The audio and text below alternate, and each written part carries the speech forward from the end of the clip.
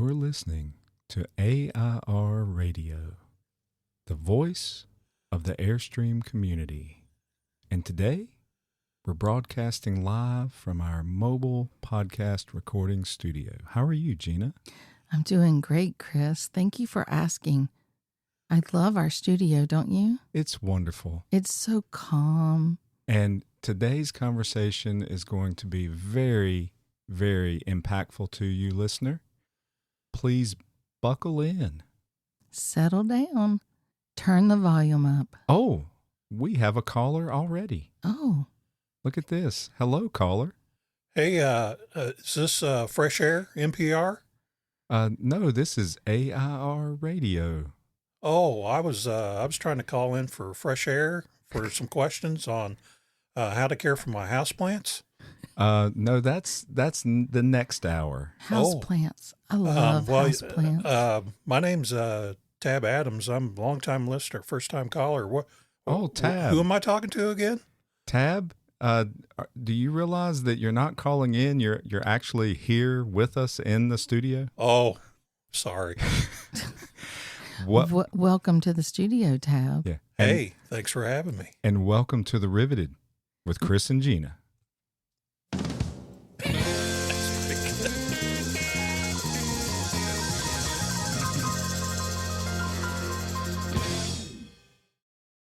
How about that, listener? That was a very successful cold open with our guest. I mean, I chalk that up as a huge win. I'm sorry, Chris.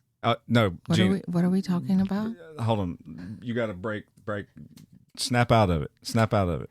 I like this very quiet voice that I have going on. Tabb, do you see what you did?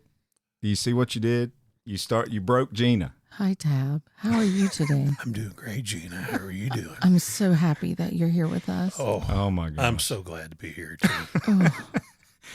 Listener, if you're not aware, we have a returning guest with us today. And we're super excited to have him with us. And we are very excited. And to just tell you, to be able to do a cold open with a live guest is just so awesome because, you know, we like having the people live with us inside the mobile podcast recording studio. That's correct. So, listener, we have Tabb Adams back with us. If you flash back all the way to the beginnings of our podcast, he was episode number 4. Ooh. And did you know that, Tabb? I thought I was 3 or 4 or something like that. Yes, he was episode number 4. Episode 1 and 2 were you and I. Mm-hmm. Episode 3 was Bruce and Marcia. And episode 4 was Tabb. I bet it was Tabb. And we recorded with Tabb remotely, but now we have him here in the podcast recording studio. We do. How you doing, Tabb? I'm doing great. You look nice and comfortable and chill. Yeah, he is. He's all laid back. I should take a picture. I'm thinking about taking a nap, maybe. Is it the couch or was it my voice, Tabb? It was Chris's voice, to be honest with you. Well, yeah. Chris, maybe you need to start talking that way more often. No. Smile, Radio. Tabb. Gina's taking a picture of Tabb because he's kicked back, chilling on the couch. He's all laid back. He's got a super swanky classic. His couch is way nicer than our couch. Oh, I disagree completely. What do you mean? The couch in my classic is horrible, man. Oh no, I thought they were like recliners. No, it's actually I think next year scheduled for replacing it. Wow. Oh, wow. How about that? Replacing the whole thing. And your rig is the whole rig or the whole couch? The whole couch. The whole couch. Yeah. I've got too much money in the rig to replace it right now. Yeah. You're a 2018 classic or? Classic, yeah. 2018 classic 33 front bed twin. Yeah. And, he's a temporary stacker as well. Yeah. What? A what? Well, do we have a temporary stacker? Is that what you said? Yeah, it's the people with twin beds. They've got to figure out the different logistics for fooling around. You haven't heard that yet? And there's been a phrase coined on some of our episodes that people call it temporary stacking. We had a guest come on saying they called it temporary stacking. Yeah, and we're like, we got to use that. But that's not what we're talking about today, Gina. This is if that's the case, we've temporary stacked all over the Airstream.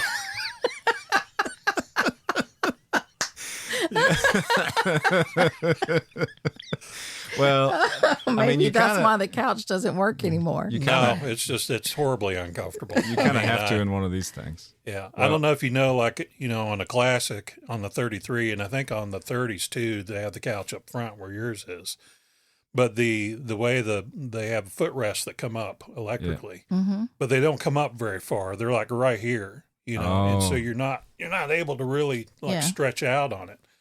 So Just- yeah, it's on our list. We're Yeah. not exactly sure what we're doing with it yet, but But you're tall too, so you need something Yeah. a little longer. Yeah. yeah.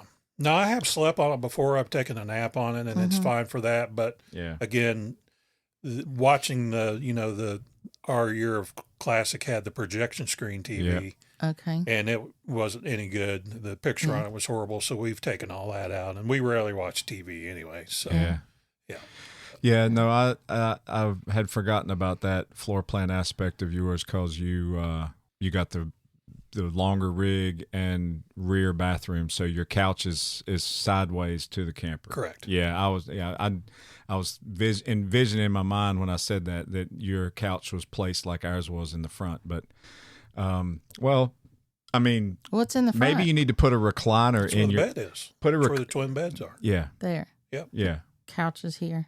Maybe what you need to do, That's Tabb, is buy a Lazy Boy recliner and put it in your shower because you got a big, huge bathroom, so yeah, you could just. do. Oh, you have the rear shower. Yeah, we have the big Is shower. there a window in there? In the bathroom there is, just like you have a window in the back here. Oh, Yeah, in the back. Yeah. Center Remember I back. told you guys not to come in there and peeping in my window while we were, I think I want to come see your shower. Oh, okay. We've seen that floor plan before, Gina. It's been a long time. Yeah. We've though. changed a lot on the But it's inside like of that it, whole so. corner. It's like Yeah. a corner Yeah. shower or something. Yeah. Yeah. Yeah. We might have to go look at that again. Yeah, maybe not the shower, just maybe in the floor of the bathroom, put a Lazy Boy recliner. Yeah, I don't think it'd fit. Why would you put it in the, I missed the Because he's section. got a humongous bathroom. The Oh. bathroom Yeah. on that thing is 5 feet long. It's a third of the camper almost. Do y'all I mean, take showers together? it's Sure. You Yeah. do? Yeah. We don't have room to do that. Yeah. no. See, that's one of the perks of that I mean, 33 Classic. I'm almost short enough that I could stand up on the On the- shelving in there, We've but vertically stacked in the shower. Well, Tabb, Hey, you guys started it, man. All I right. know. So, Gina started it. She's well, I that like way. to start things. So we're gonna start a podcast called The Riveted After Dark. You should come be on it. oh yeah, absolutely. That'd Does that be mean fun. I can cuss and say naughty words? Yeah. And You can do that on talk this about one. whatever. Yeah, You can do that on this one. Well, We I can- don't want people to think I'm a heathen. Oh, Yeah. Okay, so this is how we work through things. I just Yeah, I will say this: if having a return guest is this much fun for everybody, yeah. then we're going to have a lot more return guests. This is awesome. This is a lot. It's of fun. like people are a little more loosey goosey on the second time around. This is Well, going. I think it's a lot better in person. You do? Sure. Oh Absolutely. yeah. Okay. Because there's a lot more interaction Yes. and Yes. and I know you guys a lot more better now than Yes. I did at first. Yeah. Yeah. You were No. scared of us at first, weren't you? No, it's just I don't know. You're just talking to a computer. Yeah. Yeah, and you're like, So- what do they want from me? And we were Like, we what are they doing? we were scared They're too. asking me weird questions. We were scared too because it was only our 4th episode. Yeah, I mean, think about it. Mm-hmm. We really were. We were didn't know what sitting- we were doing. We still don't, Sure. Yeah. but I'm really good at faking it. Yeah. So Faking it I till you don't know make whether it. that's a good thing to admit or not. No, shh, don't tell Chris. we're starting to get settled into this thing. Speaking of getting settled in, let's get settled into Yes. the topic at hand. So this is very important so we're today. we're excited to have Tabb with us, listener. He reached out and said, "Hey, we're going to be in striking distance. We're going to hang out together at a campground, and I'd love to come back in and chat and have this particular subject." And we thought I think it's a perfect subject to I agree. to bring to our listeners. It's a serious subject, but it's a good one, and Tabb has got a wealth of knowledge about this subject, and we're just honored that you decided you wanted to talk about that on our podcast. So we'll let you do all that. There's no way I can do justice to sharing with the listeners what you've gone through the past couple of years and how you handled it and stuff. So just tell us about what's on your mind about today's topic. Well, I think that, we talk a lot about how to take care of our rigs and what to do when your rig breaks down, your truck or your Airstream, when things go wrong. But I think the one thing that we don't talk a whole lot about is what happens, especially for full-timers, what happens when something happens with you and you break down. Yeah, that's true. Your health goes south. So in January of 2024, me and Ruth were still in travel mode, and we were back in Tennessee to spend time with my family that lives there. And Ruth had flown back to Indiana to spend time with her dad. And so during that time, I was in the Airstream by myself, and one day, my back starts itching really bad, just like it's on fire.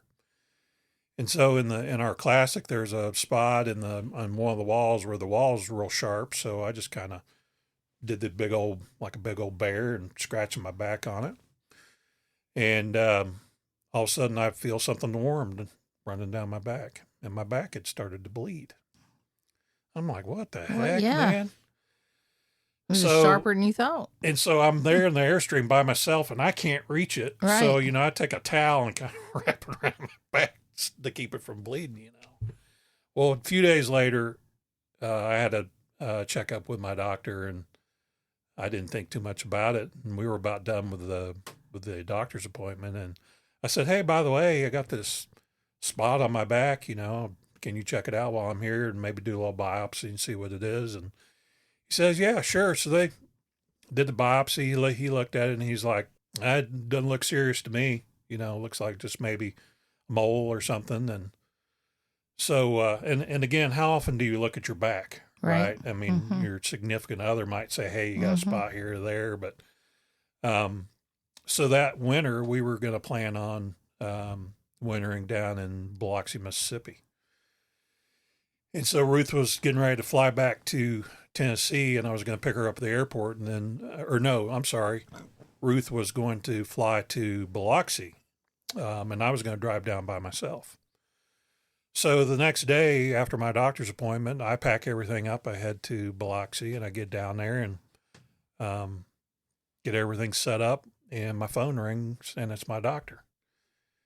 And he's like, hey, man, you have melanoma. That spot on your back is melanoma. We need to get you in to see a surgeon and have it removed and go through the whole process of seeing what stage it was and all that. And I'm like, well, crap, man, and I just got down there, and we had paid for a whole month in advance, and nice enough, the campground gave us a full refund back because it was health related. And so I drive back to Tennessee, and Ruth flies back in, and, I go see a surgeon, and she's like, well, we'll schedule you for surgery. She says you're going to have a pretty large scar on your back. They took out a spot about the size of a golf ball, but then they had to take skin out to the left and the right of that to be able to close that back up properly. Now, when you say golf ball, you mean like deep too, not just surface size? I'm not exactly sure how deep they went. I think it was pretty deep. Okay. Because, when you have skin cancer, they have what are called margins, right? And the margin is how much they take out of your skin to make sure that they get it all. Right. Well, the problem with melanoma and skin cancer, especially melanoma, is that, your skin is an organ. It's the largest organ in your body. And the fluids from your skin drain to your lymph nodes. Mm-hmm. So that means when you're diagnosed with melanoma, it can have lymph node involvement too. So prior to the surgery, I had a procedure where they inject you around your melanoma spot with a radioactive dye, and then they take you, and I think they put you in a CAT scan, and they watch where that part of your skin drains down to the lymph nodes. So that part on my back drained to 2 lymph nodes in my left armpit. So she's like, well, we're going to have to take those 2 lymph nodes out too. So I go through the whole surgery, and I really wasn't thinking that much about it because the spot was small, and I wasn't really that worried about it. I'd had surgery before, I figured it's going to be like something they're going to take care of it, take it out, and I'll be done. Well, that wasn't quite the case. So they don't know prior to taking the lymph nodes out whether the lymph nodes have cancer in them. So they have to be sent out for the biopsy as well and do the pathology on them to determine whether there's cancer in them or not too. So about, I don't know, a week after I got out of surgery, the surgeon called me. She's like, hey, I just want to let you know you did have cancer in the 2 lymph nodes, but we think we got everything out that we needed to do. And I said, well, that's good. And she goes, well, but that means that we probably need to put you on some type of cancer treatment for at least a year to make sure that we're going to, if you do have any remaining cancer cells in your body, that we're going to kill those cancer cells and allow it not to spread anymore. And so that's when things kind of started to get serious. Like, when somebody says, well, you're going to have cancer treatment, it's like, well, is it going to be chemo or radiation and for a year, right? And so now you're thinking, well, what do I do? I mean, we're traveling full time. I don't have a house. We don't necessarily have a campground to stay in for that long term. And so there's a lot of things that go through your head that you got to figure out, what are you going to do? And Ruth's my wife, we thought, well, maybe we just need to stop traveling for a little bit. We'll park the Airstream in a storage lot someplace, get an apartment, and we'll just stay in it for a year until this is all done. And but then we started looking around. We were in the Pigeon Forge area, and we actually have some friends that own a campground in Wares Valley Road. And I called them up. I said, hey, man, I'm kind of in a tough spot here. We need a spot to stay in for a year. Do you have anything available? And they were like, yeah, sure. We just had a long-term spot open up. You're more than welcome to it. It was pretty small for our big classic, but we ended up squeezing it in there. So that was a relief that we found someplace to stay. But then I still felt like that, are we still going to be able to travel? What's this treatment going to be like? Am I going to feel like traveling? And, when no matter whether it's a health related issue or I'm going to buy something, or even before we bought our Airstream, right? We researched things heavily right before we do it. And I did the same thing on the treatment plan that they had set in place for me. I was going to start an immunotherapy treatment with a drug called Keytruda. And I think probably what happened with me was I researched it a little too much. And, not everybody responds well to the drug because what it's made to do, it's made to change the way your T cells work in your body to make your T cells look for cancer and kill cancer. Okay. But the drug can also attack healthy cells in your body, and it's anything, liver, heart, lungs, brain, you name it. You can get an inflammation from the drug, and it'll cause some problems. But then the one thing that so I was pretty freaked out about that. But then, I was watching YouTube, I was doing more research, and I think it was the Canadian Cancer Research Institute. And the doctor was talking specifically about the drug Keytruda that I was going to take. And she's like, 90% of the people don't even know they're on it. And I'm like, well, heck. Yeah. Maybe I don't have that much to worry about then. So I started the treatment, and I can't say that I felt all that great when I was on it. I didn't feel bad, a lot of fatigue, kind of tired all the time, not much stamina. But, my doctor's like, man, we have patients that still lead full lives while they're on the drug, travel, do all the things. And, that kind of set my mind at ease that, well, maybe we can still keep moving. So what we ended up with, the spot that we got at the campground was pretty cheap. I think we were only paying $450 a month for it. Oh, wow. Yeah, that's nice. That's dirt cheap.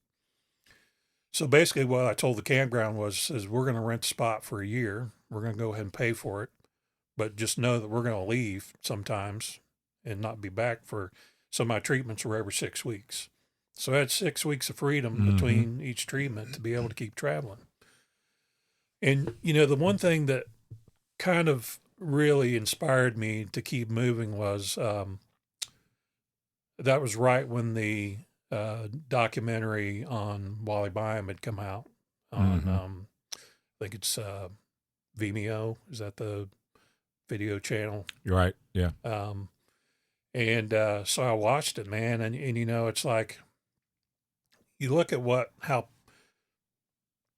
pristine people keep their Airstreams right now, you know, and what Wally and the people that went on the caravans with him drug their Airstreams through. Right. And it really inspired me. It's like, you know what, man, you may not feel good. You may have a bad day where you just don't feel like doing much. But I was like, I can do that anywhere. I don't need to sit in one spot. I mean, my Super Duty is perfectly comfortable. I can feel bad driving down the road, Right. you know.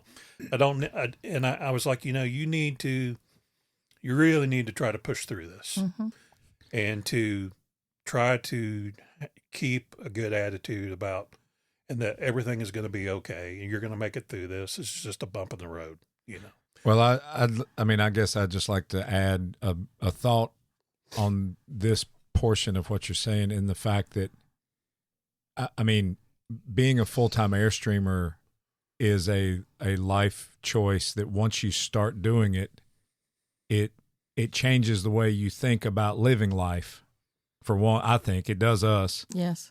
And then to your point also of how the Airstream legacy and brand is, there's some energy around that compelled you to have that thought in your mind, like, well, you know, so I've got to go through these struggles, but being a full-time RVer and, you know, how Airstreamers persevered in the 50s and 60s and so forth, both of those things, I think are probably part of why you were able to put in your mind, I'm going to keep moving.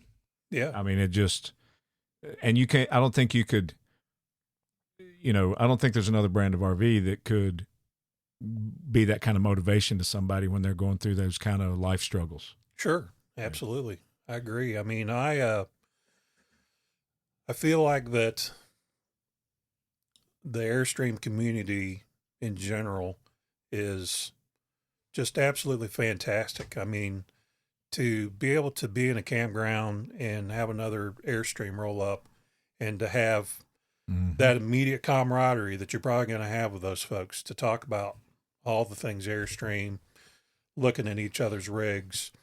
And, but again, you know, I can't say that the entire year was particularly smooth. I think that, more than physically, I think mentally, it probably affected me more than anything. And I would have to say probably one of my low points was I was getting ready to go. I was getting ready to go get my first treatment. And I was pretty nervous about it. And so my dad passed away, well, what I consider an early age at 75. And of course, your dad's the one, not that I don't lean on my mom at all. I do. I mean, she's been a great replacement for my dad not being there. Very supportive through, you know, after he passed away. But when he passed away, I didn't know that my brother, or I think my sister-in-law, had kept a voicemail recording of him before he had passed away. He had called asking her a question, and that's the only way that we had to listen to his voice, you know, after he passed away. And that morning, you know, I was getting ready to go, and I was like, man, I need something here, you know? And so I had that recording, and I listened to it, and I just completely lost it. It was probably the wrong thing to do, because it brought back all those, you know, he started having all his health problems at 53. I was 53 when this started. So all that comes flooding back, you know. I remember Ruth's getting ready. I'm standing there in the bathroom next to the beautiful shower. and just absolutely screaming to the top of my lungs into a towel. Yeah. And, it was just rough. But I tell you, the Airstream community has been good to keep me centered through the whole thing. But again, music, I felt like was a thing that helped me a lot too. When I was in high school, I got bullied quite a bit. I wasn't the big hulking man that I am today.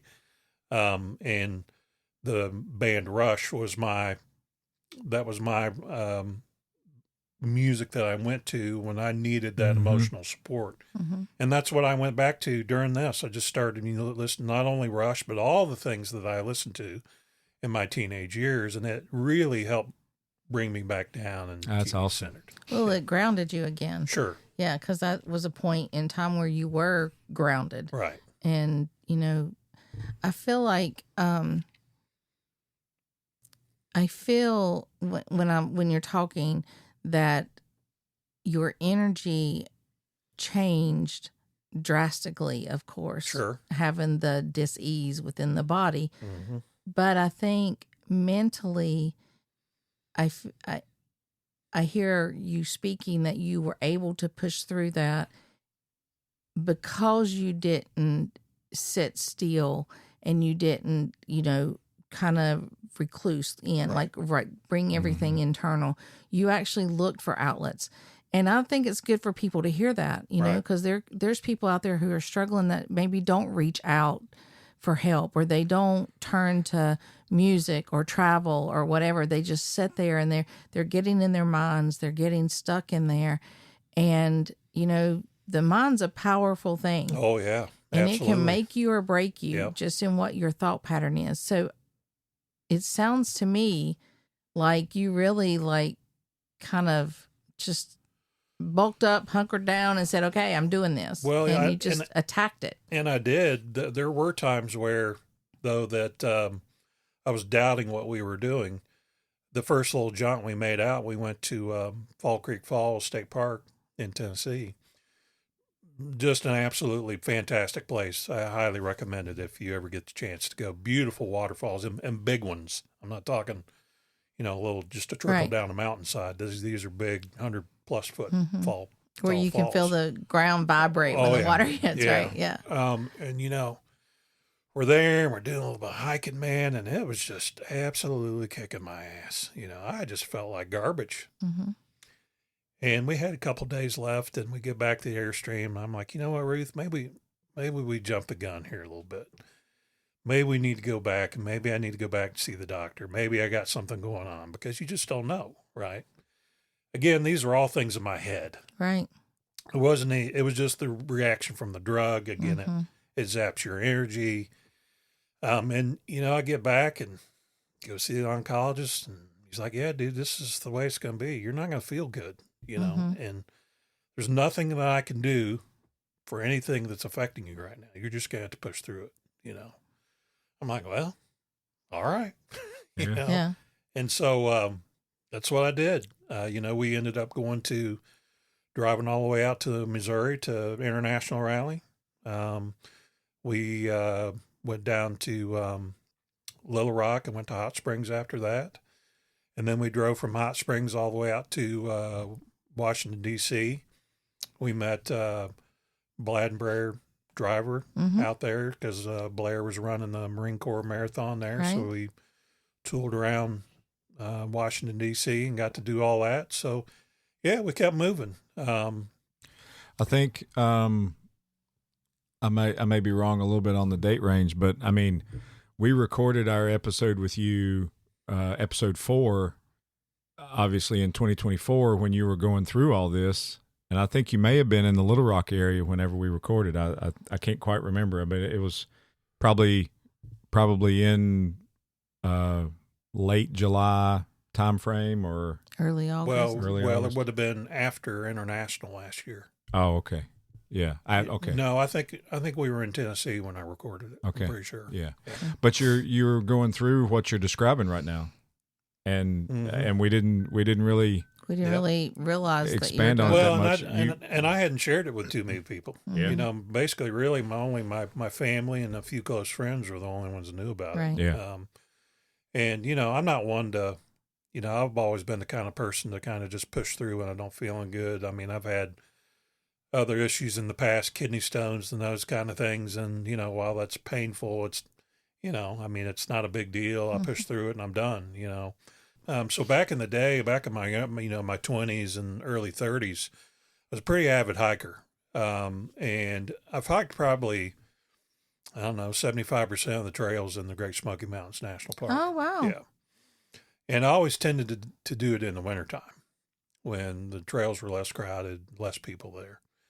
Less But, snakes and spiders. Yeah, but it's not exactly the weather doesn't always cooperate in the Smokies. A lot of people don't take the Smokies for granted because they think, well, you know, you can't really have that bad weather there. But again, getting back to, I pushed through a lot of pain when I was doing a lot of that hiking. And I, you know, would flash back to, it's like, you know, Tabb, remember that time you were hiking the AT just in the park? So I hiked the entire Appalachian Trail just in the Smoky Mountains Park. So that's 75 miles. Did it in the wintertime. Woke up one morning with about 2 feet of snow on top of my tent. Wow. And it was a slog. The whole thing was the rest of the way out. Now that's a whole other story I could tell you about, but I flashed back to that about how much I suffered. And I came up with a term back then about how I enjoyed embracing the suck. And about, You know, I could go all kinds of places with that right there. But this is a very serious conversation we're having right now. yeah. I'll just leave it at that. I appreciate your mind being in the gutter, Gina. Yeah. You're welcome there. But again, I mean, and so when I was going through all this, the cancer treatment, I was like, you know what, dude, you've felt worse. You've been cold. You've been, you know, chilled to the bone and wet and needing warmth. And you know, you've been through worse than this. And I had. And, you know, so that brought me around a lot too, flashing back to that. But yeah, so I made it, the Keytruda drug is amazing. I actually had a tumor show up during the treatment. And, you know, so I could feel it. It was actually in my armpit where I had the lymph nodes taken out. And I could feel it through my skin. Yeah. And it was really, really sore. So I couldn't even rest my left arm at my side. I had to walk around basically like this with my arm across my chest. But so I go in and, you know, she's got an ultrasound machine there in the office and she's looking at it and she's like, huh, I've never seen this before. Oh, great. That's not You're good. you're like, oh, great. I'm patient number one, you know. And she goes, well, let's do some biopsies and see what it is. And then, man, it was just crazy painful. I mean, I couldn't sleep on my left side, nothing. Yeah. So Ruth was watching the whole thing. I couldn't see what she was doing, but she poked it like 20 times to take samples of the tissue in there. Well, I left and she's like, you know, give us about a week. We'll have the pathology back. And within that week, that lump had started to go away. And we didn't even know what it was yet. And again, my stress level comes back up again because of that. And so she calls me up about a week later and she says, hey, it's a melanoma tumor. We're going to have to go back in again. We're going to have to take that section of skin out and all your lymph nodes out of your left armpit. I'm like, oh, great. And I said, if that's what I got to do, I'll do it. But I said, I need to tell you that this thing has started to disappear. And I was on the treatment at the time. And she goes, really? I'm like, yeah, this thing's like, it was about, I don't know, about 3 inches long, very narrow, probably about a ½ inch wide. It was right where my scar was, where they had taken the lymph nodes out. And she's like, really? It's started to go away. And she's like, well, maybe the drug's working, but let's have you come back in and we'll give it about 2 weeks. And she says, if we see any sign of it there when we do the next ultrasound, then you're going to go through with the surgery. I said, fine. So at the end of the 2 weeks, I couldn't even feel it anymore. The pain was gone. And she goes, we go back to the surgeon, and she says, well, let's get the ultrasound on it. And I'm like, so I take my shirt off and looking at it, she's like, I don't see any sign of it. It's completely gone. Wow. Yeah. So that medicine took care of it. Well, and plus two, poking it full of holes with a needle allowed ready access for the drug to make it into the tumor and just dissolved it. Makes sense. Yeah. Yeah. No, that's great. So during this whole process, I mean, it sounds like there was somewhat of a roller coaster ride of ups and downs and challenges and good times and rough times and so forth. Like, what did you do from your Airstreaming life any differently than had you not been going through those challenges? Did you pull back? Did you do anything? I mean, I'm sure you stayed closer. We had to make changes. Well, yeah, but yeah. where was your head at for all of that? Well, I'd have to say probably the one thing that it was more mental than anything that allowed me some to be able to relax a little bit more while we were traveling, is to make sure that we didn't go any place too remote, just in case something happened. Right. And so I got in the habit of seeing where the closest hospital was, which mentally probably wasn't the best thing for me to be doing. I was focusing too much on my health. But again, at the time, it allowed me to relax a little bit more, to know that I'm close to someplace. And that's okay too. I mean, that way, that's not just for your benefit, but it's for Ruth, your wife, Correct. as well, because then there's a plan. Right. You know, and those plans take stress away from you, which when you're dealing with cancer like you were, you want to be stressless. Correct. Like you want to release that. Yeah. Well, and that's an aspect of Airstreaming or full-time RVing life that's different from home life, and the fact that if you're going through those health challenges in your Sticks and Bricks home, you're going to be in your local area where your local physicians and your local healthcare facilities are, and you know where they are because you live there. And when you're traveling, you should know where those are if you're not in an area that you're familiar with. Whether you're full-time or not, you should kind of have an idea. Yeah, but I just, I don't see, I can see how making that adjustment seemed like, well, I'm having to pay attention to that because I'm going through these challenges. Right.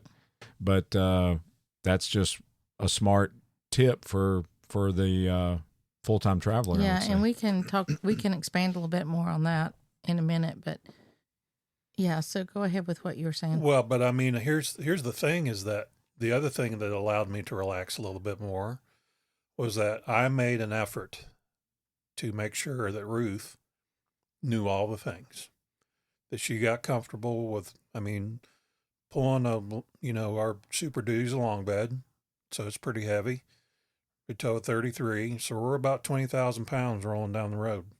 Mm-hmm. And it gave me great comfort to get her in the driver's seat. I didn't expect her to learn how to back in or any of that, but she needed to learn how to do all the hooking up by herself if she needed. And she messed up a couple times. She broke the ground plug off the power cable once, but she's a small woman. She's not got a lot of strength, but she jumped right in the cab of the truck. She's got to be on a little booster seat because she's short, and so she's towed the Airstream, I don't know, 2 or 3 times, and she seems to be pretty comfortable with it. So I thought it was very important, and I would tell this to anybody, whether you have health problems or not, is that your spouse needs to know how to do all the things too. And, Ruth was a little uncomfortable at first, when I said, look, this thing weighs a lot. Okay. And and I made her practice emergency braking. Oh, that's good. Yeah. I said, we got out on the highway where there wasn't very many people around us. And I said, look, I don't want you to lock the brakes up, but I want you to stop quickly. Yeah. And we did that a couple times. Good. And so, And now, I feel like we're more of a team now than we were in the past, where I was doing a large amount of the work, all the driving. She's taking over all the planning. She tells me where to go, not that I don't have input on it, but again, I still do most of the driving, just because I like it. But again, I think it's very important that your spouse know how to get comfortable towing the rig. If you want to get to the point where you want to start practicing backing into places, go to an empty parking lot and just put up some cones and learn how to do it. But again, that took a big load off my mind that I could count on her, not alone just to pull the rig, but to drive the truck alone. I mean, that's a big truck for a 5'3" woman to be driving, And so, she had to drive a couple of times when I came home from surgery, and had a couple other ER visits where she had to drive. But extremely important for your spouse to know all the things. Yeah, I totally agree with that. And so now I'm going to relate to what I was talking about earlier, is that we were traveling across country in 2017, and we had our granddaughter with us. And one night we're setting up, playing games, and Chris decided he wanted to go to bed. He said he just wasn't feeling right, and he went to bed. Now, Chris was in his 40s, and still am on it. No. And you wish. And he was laying back there for a little bit, kind of tossing and turning, but I thought he was asleep. We're sitting at the dinette. We had the dinette at the time. We're sitting there playing games, and we're just laughing and stuff. And he gets up and he says, I can't breathe. Mm-hmm. And this is at like 10:30 at night. And, Fiora's little. She was, 7 or 8 years old. And anyway, so I'm sitting here, okay, I've got to tend to her. Now I've got to tend to him. What's going on? Why can't you breathe? What does it feel like? And he says, things are swelling on me and stuff. And I just had Benadryl with me. So in my emergency kit.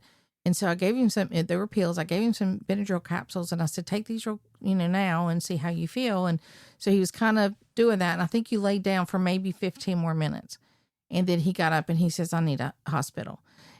We had never thought about looking to see where hospitals were or escape routes for weather, anything at that time. We were new to Airstreaming, and we were out west around no one that we knew.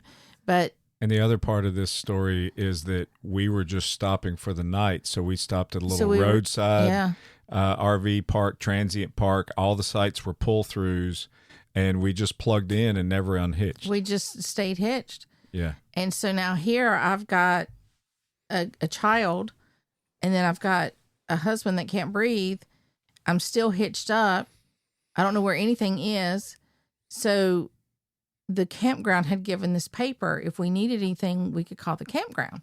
So I called the campground, and I said, where's the hospital? And they're like, well, I don't know, 3 or 4 exits down. They didn't even know where the hospital was.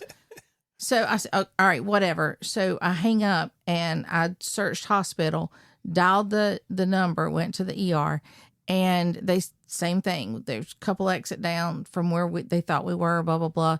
So now I'm going outside to try to unhitch the truck, and I couldn't get it unhitched. And I'm like, I can't take the rig. I've got to get him to the hospital. I made him come and help me unhitch. And he did. He got through it, laid down in the truck, went out. And as I got out to the edge of the campground, I just happened to look left to check before I went across the road. And right there was an ER sign. I could have walked to the damn hospital. Yeah. But we pulled out, went to the hospital, took care of everything, got back. Was able to hitch up and leave the next day. He ended up being okay. We spent hours there, but most of the night it was a reaction to tuna or sulfites. He had some tuna with sulfites in it, and so he had a reaction to that.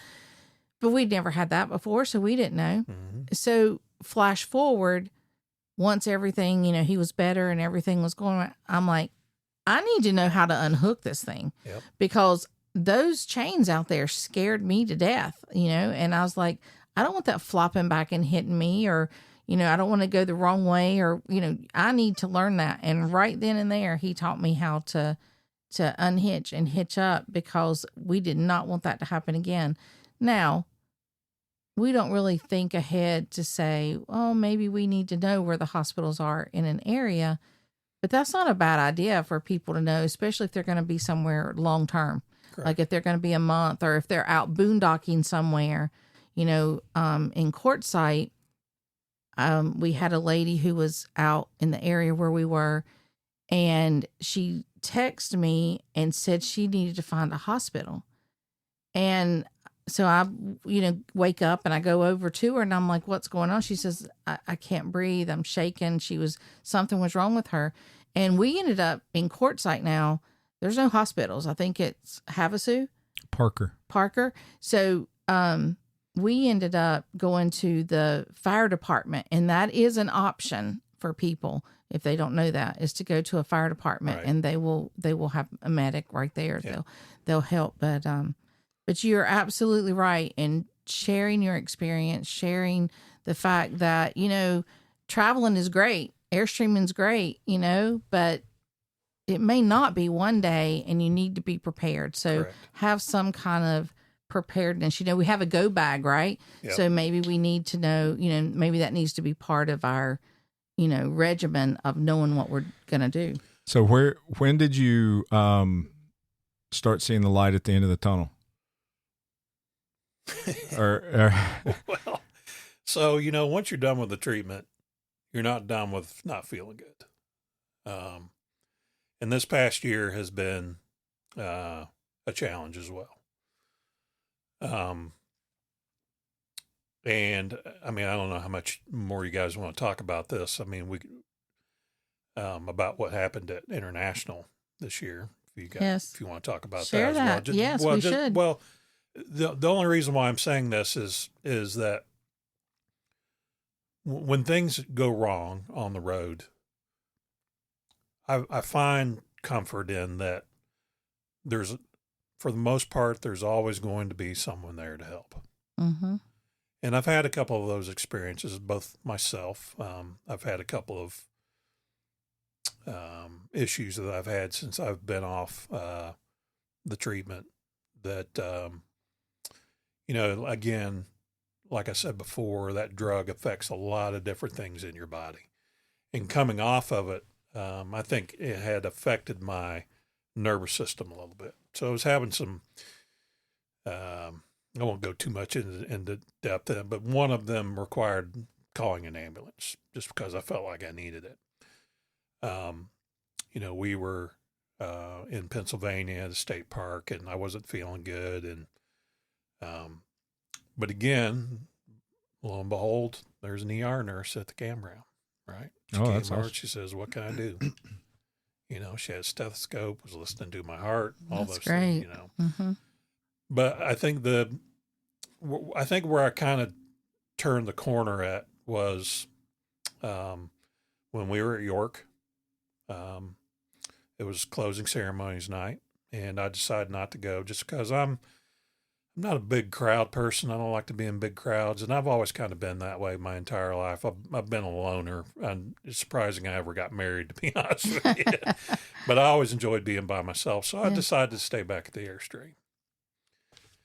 And so across the way, I see two gentlemen talking. The gentleman was out walking his dog, and he stops and talks to my neighbor, and I'm just sitting there listening to some music, and I see the man fall over. Mm-hmm. I'm like, oh, this isn't good. So I immediately get up and walk over, and, we figuring, well, maybe he just passed out. So we get his feet up in the air and, trying to see what was going on. And noticed he was wearing an Apple Watch. And so I opened up his heart app on his watch and trying to determine whether he was having a heart issue or not.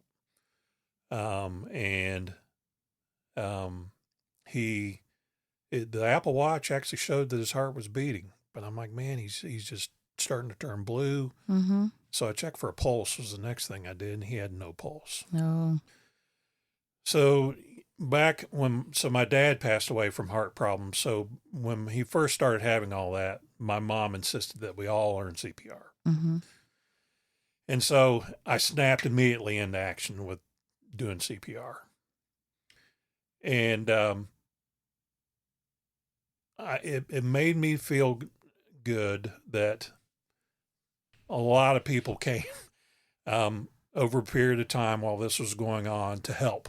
Right. And not just normal folks like me, but medically trained. I mean, we had 2 ER doctors that showed up. We had a nurse practitioner. We had a Marine show up. All these people came out of nowhere. And the word traveled so fast that that to know that when, you know, things go wrong, that there will be, you know, you see this all the time. You see people running away from danger, but there's always someone running towards it to help. Right. And that really struck a nerve with me. Now, again, the gentleman didn't make it. That was sad for his wife. And me and Ruth stayed at the rally to make sure that Airstream arranged for a transportation company to come pick up her whole rig. She's from Colorado, so she couldn't be any further away from home. Oh, yeah. Her son was in Singapore. He flew back flew into D.C. and then drove the rest of the way to meet his mother. But me and Ruth were there to help care for her. But again, it was just an emotional roller coaster for me again. Yeah, you know, absolutely. After going through everything that I've been through, and then to do that. And I remember after I had been relieved, a police officer came up to start doing CPR on the gentleman. And Dendy's been on your podcast before. We were parked next to each other, and he walks up to me and he's like, "Tabb, are you okay?" And I'm like, "No, I don't think I am." Yeah, you know, this was a tough situation to do. And again, all those memories come flooding back of my dad's heart problems and all that stuff. But again, I felt like when all that happened, I really turned the corner because I knew that if something ever happens to me, you can pretty much rely on there's going to be someone there to help. And it really made me feel good about the Airstream community when that happened. Because, I mean, everybody, what can I do? What can I do? You know, Ruth and 2 or 3 other people went to try to find his wife. We were able to find out who she was from a dog collar, right? Oh, the dog had the contact info on it. Yeah. We called her and were able to get her there as well. But again, I mean, just to see so many different people come out of the woodwork to help made me feel great. And I can't say that you can just specifically say this about the Airstream community. I think that's society in general, that there's always going to be somebody there to help. No matter how divided the country gets, you can always count on someone to be there. I mean, I've even offered in campgrounds to help people when they have problems with their camper. Hey, can I, you know, I've got a voltmeter or whatever. I've got a plumbing part or Airstream or not, you've offered to help. Correct. Because that's the right thing to do. That's the right thing to do. Yes. But again, you know, I think that we talk so much about, you know, all the YouTube channels and we talk about things breaking mechanically on our vehicles and our RVs. But we don't ever really talk a whole lot about when you break. That's true. And what that experience is like. Well, or talk about that it's all rainbows and sunsets and just beautiful vistas, and it's not always that either. Right. Yeah. Yeah. I mean, you know, well, that's the hard topic. You know, you can talk about the rigs and the trucks and, you know, everything else. And even if it's broken, you can fix it. Or, you know, it's easy to talk about fixing it. But when you're talking about your health, most people are fearful. Right. And the fear makes it a hard topic. Right. And what you have done today by coming and sharing your roller coaster ride, you know, and not just the physical aspect of it, but the mental aspect of it. And then what you and your wife have chosen to do to make sure that you're prepared if anything should happen. I mean, even to her, if anything should happen, you know, to be quick thinking and responsive there. So I think it's wonderful that you have put yourself out there to do that. Oh, well, absolutely. And I would tell you that probably more than physically, mentally, I was probably more affected than anything. And I would tell anybody, do not be ashamed to look for help when it comes to mental issues when you're having a health problem like that. I mean, since we were traveling, I really didn't have the opportunity to see a therapist in person, and I started using BetterHelp. It's great. I mean, it's a video conference. If you don't like the person that's you're seeing, you can change it with no judgment whatsoever. I mean, I don't know, 4 or 5 sessions with a therapist, and boy, it really helped me a lot. And my problem was that I'd gotten focused on the what ifs. Yes. What if this happens? You know, Right. I loved to paddle my canoe, and you know, we spent all summer on Fontana Lake in North Carolina. I just got a new canoe. I was on it twice in 2 months Yeah. because I had that whole thing running through my head about, well, what if happened something? And the crazy thing was, I was so used to being by myself back in the day when I used to hike. And I mean, and when I was, I don't know, in my early 30s, I paddled the entire length of that lake, 30 miles of Oh, it, wow. Yeah. with a couple other people, and got stuck out in a thunderstorm in the middle of the lake. Didn't think anything. I loved it. I was, you know, lightning pissing down around a mountain, man. And I was like, you know, I was like Sergeant Dan and Forrest Gump, you know, screaming at the storm. Yeah. That was me, man, you know. But then I'm like, where's that person gone? Yeah. Yeah. What do I got to do to get back to that guy? Yes. You know, and I'm getting there. I'm not 100% there yet, but this winter will be the test because we're going out west and we're going to be remote. That's great. So That's yeah, great. I'm going to have to put my big boy pants on and Yeah. so. Well, don't you think that the younger we are, we don't think about the what ifs, we're invincible. Correct.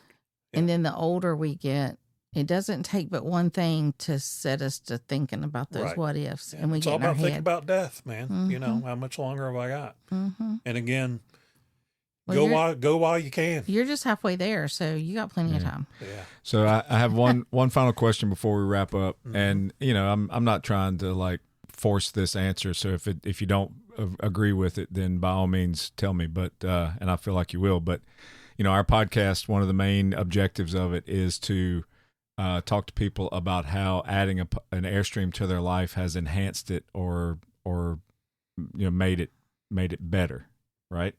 So, do you feel like going through what you have gone through and still being a full-time RVer in an Airstream, do you think that the Airstream has had any impact on your getting through it? I do. Or do you feel like by being an Airstreamer, you know, it has enhanced your life even going through these struggles? I mean, it's all about, to me, I don't think that you can point to any one specific RV out there that has the community, whether you belong to the club or not, that has the community that Airstreams do. I mean, you look at Airstream Addicts on Facebook. It's over 80,000 people are on that Facebook page. The community that Airstream has, not, you know, just through the brand, through the club, really means a lot to me. I mean, I've had so many people, both through my cancer treatment that, you know, it became a little bit more publicly known what I was going through with some of my other Airstream friends, Brad and Blair from 13 Adventures.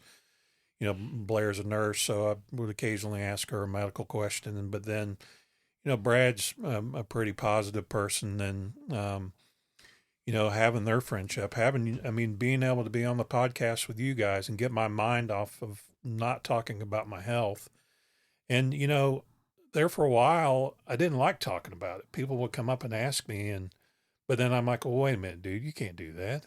They may have to go through that someday in their life, and they might find solace in knowing how you made it through it. You know, and you know, sometimes I would notice myself getting a little sweaty or nervous when I started talking about it. And again, I'd power through it. And I think I'm at the point now where I really don't want to talk about it for. You know? Yeah. Because I feel like there's other things I need to be focusing on Right. in life instead of that. But I feel like I still appreciate being able to be on the podcast and talk about it. But again, I think the community, the Airstream community is great. I think it's helped me a lot knowing that, again, my prime example was that international rally, man. People came out of the woodwork. Mm-hmm. But then there were so many people that came up to me afterwards, you know, at international, and they're like, man, Tabb, we just thank you for doing what you did, you know. And I'm like, well, I hope that anybody would do that for me if I Right. had that emergency. Right. But yeah, I would tell anybody that it's extremely important that you go out and get CPR certified if you can do anything. Mm-hmm. Well, Well, go ahead. well, I don't want you to end this where I ask my question, and that is, you know, you and Ruth thought about, you know, storing the Airstream and getting an apartment, but you didn't. Nope. How do you feel about that now? Are you glad that you didn't? Oh yeah, I'm 100% glad. Okay. Yeah, I mean, it did help to continue to travel. I got my mind off of things. Okay. You know, I'm glad we didn't do it. Yeah. And we're at the point now where I don't care if I ever settle down again. Amen. I believe that You too. know, We're the same way. You know, I'm perfectly comfortable in what I have. Mm-hmm. I don't yearn for anything else. Mm-hmm. Partially and, comfortable because the couch is uncomfortable. Well, you said. But he's got the shower, so it outweighs it. I know. Well, so yeah. Well, that's a good way to ask that question, Gina. Too, is that yes, the Airstream was staying in it, staying moving through the process, having that vehicle to be a comfortable shelter home as a traveler, and still going through those treatments. That enhanced your life. yeah, absolutely. Yeah, that's It taught me again. I had forgotten how to embrace the suck, Mm-hmm. and that brought that back. Yeah. And so I would tell anybody that if you're going through a tough time in your life, embrace the suck, man, because You know it that's- just makes you. It that's just gonna makes be- you stronger. That's going to be the title of this. Embrace. So yeah, it's a Yeah. perfect title I for like it, Yeah, man. I love like it. Yeah, absolutely. I like mean, that a lot. Yeah, well, we thank you for coming on and talking about this. Glad to Thank do you it. for your honesty and Yeah, thanks for being a loyal podcast listener and second time guest. Glad to know you. Glad to have you as a friend and fellow Airstreamer. And you have enhanced our lives thanks. tremendously. Yeah, good Thank you. story, Tabb. You're Thank welcome. you very much. We will we'll see you down the road. Okay. Yep. Thanks, Tabb. So, listener, we hope you enjoyed this inspirational episode on AIR Radio, the voice of the Airstream community. And our caller today was amazing. We hope you enjoyed listening in to the call. And, caller, it's time for you to leave the broadcast studio.